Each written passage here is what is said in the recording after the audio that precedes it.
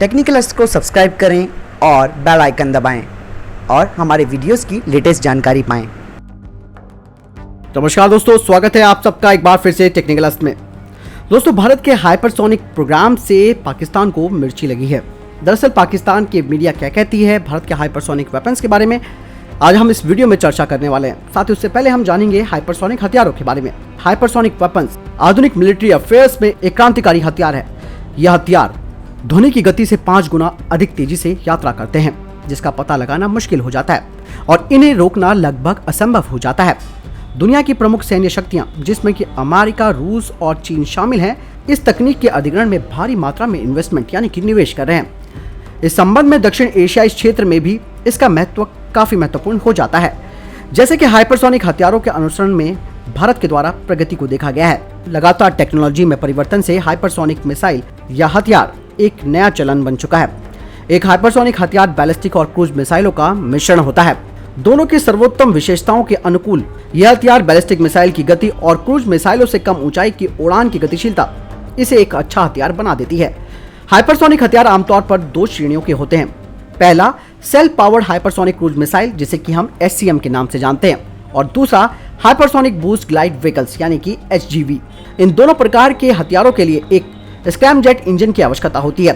Hypersonic cruise missile scramjet इंजनों के द्वारा संचालित होती है, जिसकी गति आमतौर पर लगभग 5 मैक से 10 मैक तक होती है और 30 किलोमीटर के क्षेत्र में अपेक्षाकृत कम ऊंचाई पर संचालित होती है। दूसरी ओर हाइपरसोनिक ग्लाइड वाहन यानी कि HGV अंतरिक्ष में लगभग 100 किलोमीटर की यात्रा करते हैं और ऊपरी वायुमंडल से ग्लाइडिंग करते हुए लगभग 20 मैक की जबरदस्त स्पीड प्राप्त कर लेते हैं।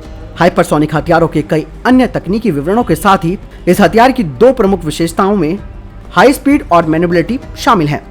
पाकिस्तानी मीडिया के अनुसार हाइपरसोनिक हथियारों का प्रसार दक्षिण एशिया में संतुलन को बिगाड़ सकता है। भारत ने HSTDV का परीक्षण किया है और ब्रह्मोस 2 पर काम कर रहा है। भारत ने सितंबर 2020 में स्क्रैमजेट इंजन का भी परीक्षण किया है, जिसे हाइपरसोनिक टेक्नोलॉजी डेमोन्स्ट्रेशन व्हीकल यानी कि STDV के लिए विकसित किया गया है। भारत की गणना के अनुसार निकट भविष्य में हाइपरसोनिक क्रूज मिसाइलों के विकास के लिए स्क्रैमजेट इंजन का विकास एक प्रमुख कंपोनेंट होगा।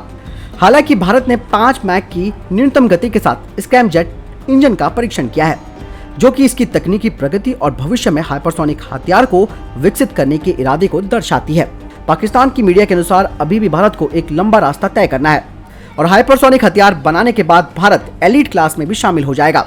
हाल ही में भारत ने अपने बूस्टर के साथ HSTDV 3 का परीक्षण किए जाने की योजना बनाई है। हाइपरसोनिक क्रूज मिसाइल विकसित करने के बाद भारत का इरादा और मजबूत होगा और इससे उसकी सुरक्षा की कोई चिंता नहीं रहेगी। हाइपरसोनिक मिसाइलें परमाणु मिसाइल रक्षा प्रणालियों के खिलाफ भी भारत को एक जबरदस्त लाभ प्रदान करती हैं, क्योंकि इसकी गतिशीलता और गति बेहद महत्वपूर्ण है। लेकिन पाकिस्तानी मीडिया ने ये भी कहा कि भारत के हाइपरसोनिक मिसाइल से पाकिस्तान या फिर चीन को कोई खतरा नहीं है, क्योंकि दोनों ही इस तरीके की तकनीक को अधिग्रहण करने में कोई गंभीर मंशा नहीं रखते हैं और ना ही उन्होंने कभी दिखाई है। यानी कि यहाँ पर पाकिस्तानी मीडिया झूठ बोल रही है, क्योंकि हाइपरसोनिक क्लब में चीन भी शामिल है। ऐसे में पाकिस्तान अपनी आड़ में चीन को भी ढक रहा है और साथ ही उन्होंने ये भी कहा कि भारत का हाइपरसोनिक हथियारों का अधिग्रहण करने से उन्हें कोई फर्क नहीं पड़ेगा। भारत अमेरिका, रूस और चीन के बराबर होने वाली वैश्विक शक्ति का दर्जा हासिल करने की ओर बढ़ रहा है। साथ ही इसमें सबसे महत्वपूर्ण कारण उन्होंने बताया कि भारत की राजनीतिक इच्छा की क्षमता, जो कि एक बड़ी भूमिका निभाता है। वैज्ञानिक समुदाय में इस तरीके की महत्वाकांक्षा को आगे बढ़ाता है और राजनेताओं के द्वारा अपनी राजनीतिक रोलिंग में जागृत हिंदुत्व की भावना इस नई टेक्नोलॉजी के अधिग्रहण को उकसाती है, जो कि दक्षिण एशिया की रणनीतिक गणना में भारी नुकसान पहुंचा सकती है। दक्षिण एशिया में हाइपरसोनिक हथियार क्षेत्रीय स्थिरता के लिए अधिक जोखिम पैदा करते हैं। ये एक ऐसा क्षेत्र है जिसमें 2 परमाणु प्रतिद्वंदी, जिन्होंने सामरिक यानी कि टैक्टिकल परमाणु हथियारों को विकसित किया है, लेकिन भारत के द्वारा हाइपरसोनिक हथियार बनाने के बाद और भारत के द्वारा ये नई तकनीक हासिल करने के साथ ही एक रणनीतिक झुकाव भारत की ओर हो सकता है। इसके अलावा भारत अपने युद्ध विरोधी दृष्टिकोण को भी देखता है, जो कि पाकिस्तान के खिलाफ जवाबी कार्रवाई करने में पीछे नहीं हटता है और साथ ही भारत का ये आक्रामक व्यवहार पाकिस्तान को भी जवाबी कार्रवाई के रूप में मजबूर कर सकता है। इस प्रकार हाइपरसोनिक हथियार अपने पेलोड, परमाणु या फिर पारंपरिक और प्रभावकारिता के बावजूद दक्षिण एशिया में अस्थिरता पैदा करते हैं और इस तरह पाकिस्तान के लिए एक दुविधा पैदा होती है, जिसके पास इस भारतीय खतरे से निपटने के लिए अपनी रणनीति पर फिर से बदलाव करना होगा, क्योंकि उसके पास और कोई विकल्प नहीं बचेगा।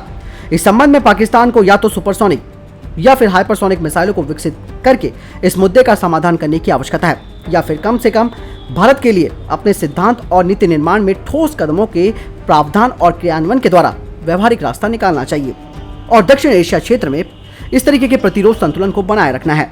आपको बता दें कि ये पाकिस्तानी मीडिया के जो लेखक है वो हैं अंबर आफरीन आबिद, जो कि इस्लामाबाद स्थित think tank strategic vision institute में रिसर्च एसोसिएट हैं।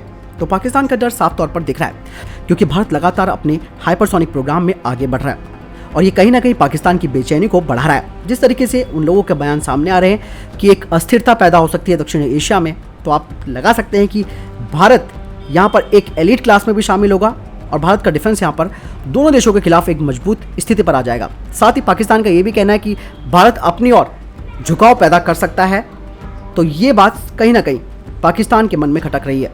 आपको क्या लगता है इस बारे में? ये क्या पाकिस्तान का डर है या फिर पाकिस्तान की गीदड़ भभकी, जो कि वो ये कह रहा है कि उसे कोई फर्क नहीं पड़ेगा इस तरीके के हथियारों से? आपको क्या लगता है? आप कमेंट सेक्शन में लिखकर जरूर बताएं। बहरहाल इस वीडियो के लिए इतना ही, मिलता हूं नई वीडियो के साथ, तब तक आप इस चैनल को सब्सक्राइब करना ना भूलिएगा। नमस्कार, जय हिंद, जय भारत।